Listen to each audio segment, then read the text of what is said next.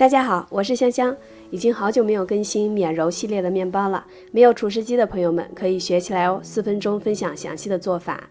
先加1个鸡蛋，120克水，15克糖，2克盐，2克干酵母粉，最好用耐高糖的酵母。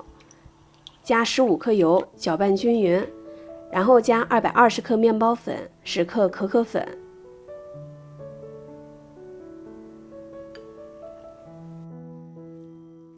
用硅胶铲子搅拌到没有干面粉，表面抹一点油，静置15分钟。你看，面团的延展性变好了很多。然后像这样折叠面团，表面再抹一点油，整理光滑。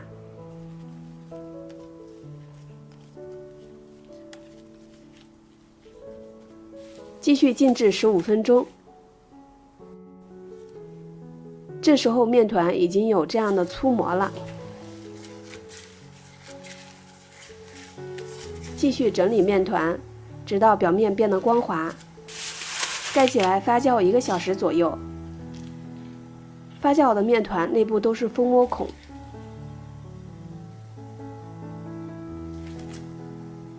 放在案板上，撒一些坚果和果干。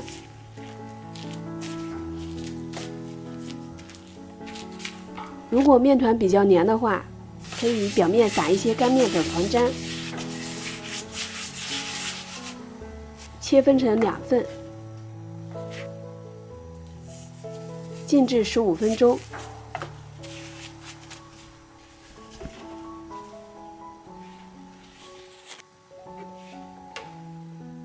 醒好的面团更容易擀开，而且不会回缩，擀成一个长方形的面片。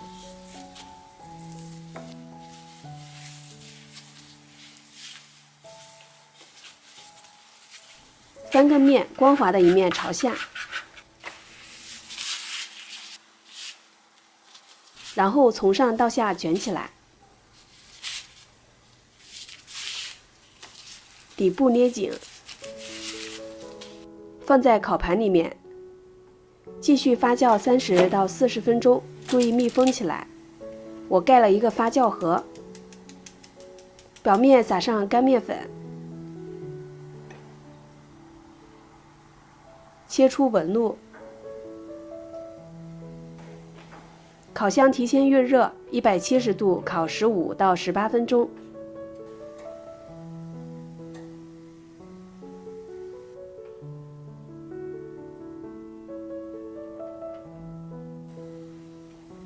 虽然没有复杂的揉面程序，但是这样做出来的面包，因为含水量比较高，所以特别的柔软。吃不完的记得放在密封袋里面保存。喜欢的话你也试试吧。我们下期再见。